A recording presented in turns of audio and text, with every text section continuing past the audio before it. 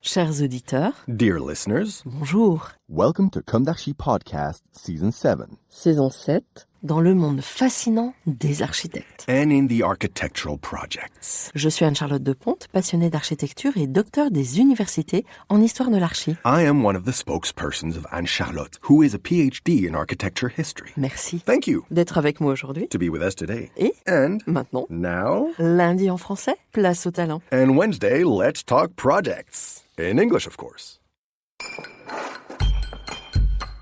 Bienvenue dans Comme d'Archi. Chers auditeurs, bonjour. Bienvenue dans ce nouveau numéro spot de Comme d'Archi. Aujourd'hui, nous allons parler du temps et de l'architecture. Le temps est peut-être le matériau dont parlent trop peu les architectes. Et pourtant, il est partout. Je ne généralise pas, mais...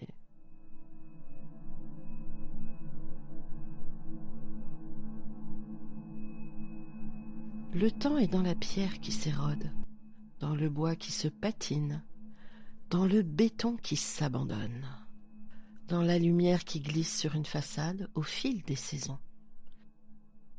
dans les usages qui transforment peu à peu les lieux, dans les regards successifs que les générations portent sur les bâtiments dont elles héritent, qu'elles les aiment ou qu'elles les contestent.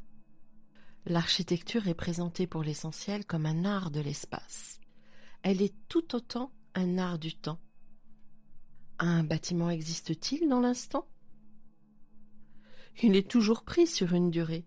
Entre le moment où il est imaginé et celui où il est habité, plusieurs années peuvent s'écouler. Puis viennent les décennies, les transformations, les réparations, les changements de propriétaires, de fonctions, de valeurs. Certains bâtiments disparaissent rapidement. D'autres traversent les siècles. Tous pourtant entretiennent avec le temps une relation intime. Peut-être est-ce pour cela que l'architecture nous touche tant, parce qu'elle nous confronte à une réalité que nous préférons souvent oublier. Nous passons, tandis que les lieux demeurent. Ils témoignent sur les vies d'avant et nous racontent d'où nous venons. La basilique Saint-Denis raconte 8 siècles de transformation, de réinterprétation. Elle nous a ramené les dépouilles des corps des souverains qu'elle a abrités. La pierre est la symbolique de la chair. Alois Riegel, historien de l'art autrichien, écrivait « Un monument est une œuvre créée pour conserver toujours présent et vivant dans la conscience des générations futures le souvenir d'une action ou d'une destinée. » Fin de citation. À l'échelle d'une vie humaine, une maison paraît stable. À l'échelle d'une ville, elle devient un épisode. À l'échelle de l'histoire, elle n'est parfois qu'une parenthèse. Le temps architectural nous invite ainsi à changer constamment d'échelle. Aujourd'hui, cette question du temps revient avec une intensité particulière, n'est-ce pas ? Les préoccupations environnementales, les enjeux climatiques, les interrogations sur les ressources ou sur l'artificialisation des sols ont profondément modifié notre regard sur l'acte de construire. Sans doute aussi fragmenté les générations, à tort. Pendant longtemps, bâtir fut associé à l'idée de progrès. Construire signifiait améliorer les conditions de vie, répondre à de nouveaux besoins, accompagner le développement des sociétés. Le chantier incarnait l'avenir. Cette vision n'a pas disparu, mais elle s'est complexifiée. Construire aujourd'hui n'est plus seulement produire un bâtiment, c'est aussi prélever des ressources, consommer de l'énergie, transformer un territoire, engager des conséquences qui dépasseront largement notre propre existence. Mes nombreuses interviews d'architectes depuis bientôt une décennie en témoignent de manière vibrante. La conscience du temps s'est probablement et considérablement élargie. Nous sommes désormais invités à penser simultanément plusieurs temporalités.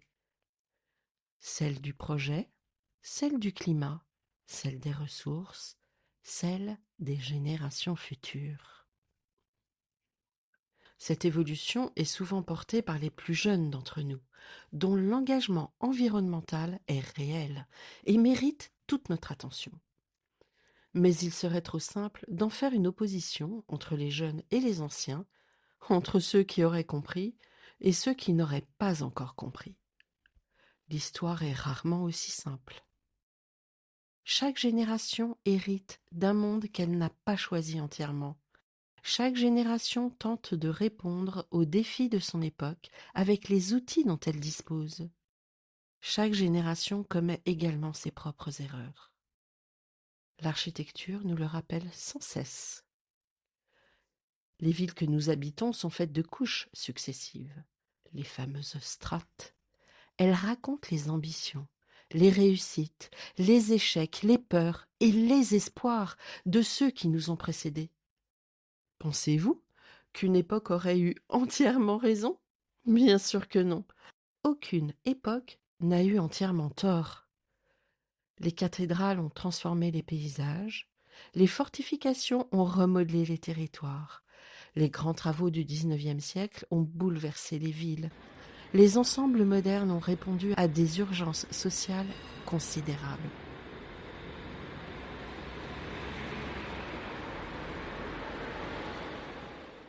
Les réhabilitations contemporaines corrigent parfois les excès du passé, tout en faisant émerger de nouvelles questions.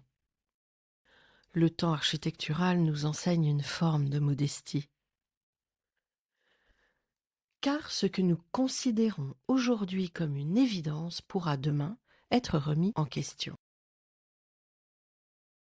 Le philosophe Paul Ricoeur écrivait que l'architecture est à l'espace ce que le récit est au temps. Cette formule mérite que l'on s'y attarde. Un bâtiment raconte toujours une histoire, pas seulement celle de son architecte, pas seulement celle de son commanditaire, mais celle de toutes les personnes qui l'ont traversé, transformé, occupé ou simplement regardé. L'architecture est une mémoire construite. Lorsque l'architecte livre son œuvre, c'est sans doute là que tout commence, pour le meilleur ou pour le pire. Cette mémoire n'est pas figée, elle évolue, elle se réécrit sans cesse.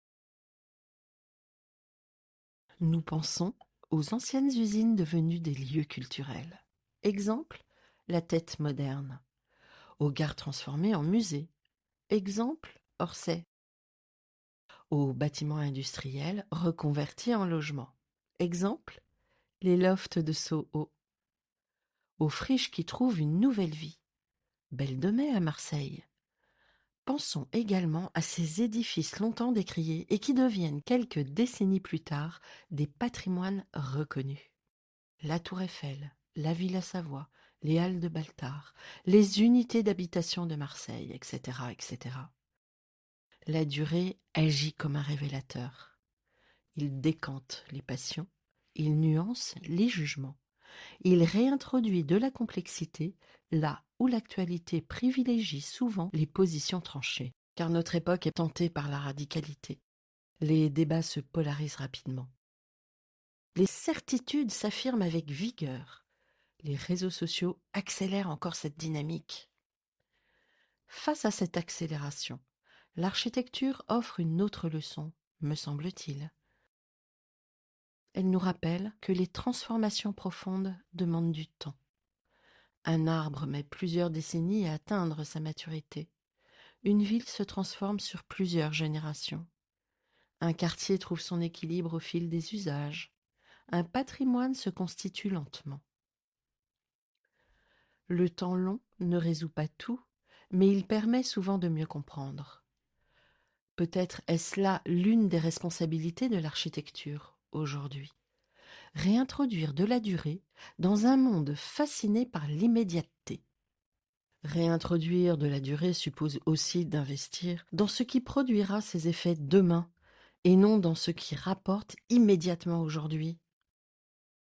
Ce qui m'effraie aujourd'hui, c'est que l'architecte doit vraiment lutter contre des forces contraires et diverses, puissantes, Et s'il est amené à disparaître comme le souhaiteraient certains, justement, qui ont trop tendance à investir sur le temps court, ce sera une catastrophe. À bon entendeur, salut.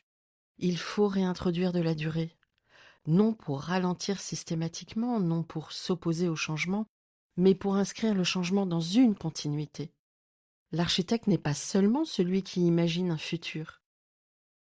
Il est aussi celui qui dialogue avec un passé et qui engage le présent. Cette position est exigeante.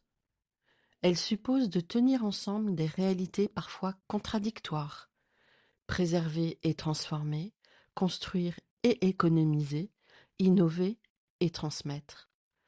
Elle suppose également d'accepter l'incertitude, car personne ne sait exactement, par exemple, quelles seront les attentes des habitants dans 50 ans. Personne ne sait comment évolueront vraiment nos modes de vie. Personne ne sait quelles ressources seront disponibles ou quelles contraintes émergeront. L'humilité n'est donc pas un renoncement. Elle est une méthode. L'humilité consiste peut-être à reconnaître que nous construisons toujours pour des personnes que nous ne connaîtrons jamais. Les architectes portent cette charge singulière. Ils dessinent des lieux qui continueront parfois à vivre bien après eux. Leurs bâtiments accueilleront d'autres générations, d'autres usages, d'autres imaginaires. C'est pourquoi l'architecture ne peut se réduire à une réponse technique ou économique ou seulement environnementale. Elle engage une vision dans le temps, une vision du temps qui dépasse les cycles politiques, les tendances esthétiques et les urgences médiatiques. Certains aujourd'hui ne pensent que écologie, mais ça n'est pas possible. C'est fondamental, mais ça n'est pas possible d'évacuer le reste. Une vision du temps qui relie d'ailleurs les générations plutôt qu'elle ne les oppose, car au fond, les questions que nous nous posons aujourd'hui ne sont pas entièrement nouvelles. Comment habiter le monde sans l'épuiser? Comment transmettre sans figer? Comment transformer sans effacer? Comment construire sans oublier? Ces interrogations traversent l'histoire humaine sous des formes différentes. Elles nous rappellent que nous appartenons à une même chaîne de transmission. Et peut-être est-ce là l'une des plus belles leçons de l'architecture. Les bâtiments nous survivent souvent, les idées aussi parfois. Mais ce qui demeure surtout, c'est la responsabilité partagée de répondre du monde que nous habitons ensemble. Le temps de l'architecture n'est pas celui de l'urgence permanente. Il est celui de la continuité. Il est celui du dialogue entre générations. Il est celui de la patience. Et dans une époque traversée par tant d'incertitudes, cette patience n'est pas une faiblesse. Elle est peut-être une forme de sagesse. En tout cas, il s'agit de mon point de vue. Ma préoccupation, par le passé, au sortir de mes études, était vraiment de réconcilier la vision patrimoniale et l'approche du projet contemporain, l'avenir, donc de réconcilier passé et futur, tout en assurant le présent. Quand j'ai même obtenu mon doctorat en histoire de l'architecture, j'ai tenu à toujours travailler en agence. Je me suis faite une place, non en tant qu'architecte, en tant que communicante, parce que, historienne, je pouvais avoir une position d'observatrice. Et aussi parce que, à l'époque, les patrimoniaux et l'architecture en train de se faire, et la contemporanéité, étaient quelque part un peu fragmentés, opposés. On le sentait dans les colloques. J'allais dans des colloques de toutes parts. Et ça, on le ressentait. Et ça me semblait impossible. Je crois qu'aujourd'hui, c'est même plus le sujet. Le sujet, c'est de voir haut. Et malheureusement, on en est loin. Il faut réinjecter de la responsabilité, réinjecter de la culture, de la pensée, la lecture. Vraiment, une lecture érudite, l'érudition. C'est un challenge tous les jours. J'aurais pu, par mon parcours, échouer facilement. Ne faire que m'écouter, parce que j'en ai pris plein la tête, personnellement. Mais l'architecture m'a quelque part guidée. Voilà. Mais on a beaucoup à s'apporter les uns et les autres, encore.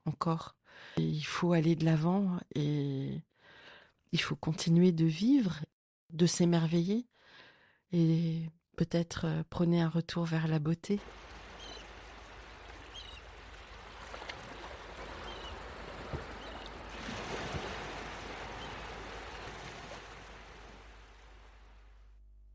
Chers auditeurs, merci pour votre écoute. Rendez-vous la semaine prochaine pour de nouvelles aventures. D'ici là, prenez soin de vous. Au revoir.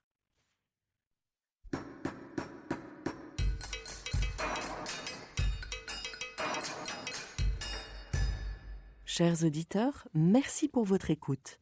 N'oubliez pas de retrouver nos sujets en avant-première sur Instagram à l'adresse @commedarchipodcast. Si vous aimez ce podcast, favorisez sa diffusion en lui donnant 5 étoiles sur Apple Podcast, plus un petit commentaire, ou sur votre plateforme de podcast favorite. Et surtout, abonnez-vous pour écouter tous nos épisodes gratuitement. À bientôt, et d'ici là, prenez soin de vous.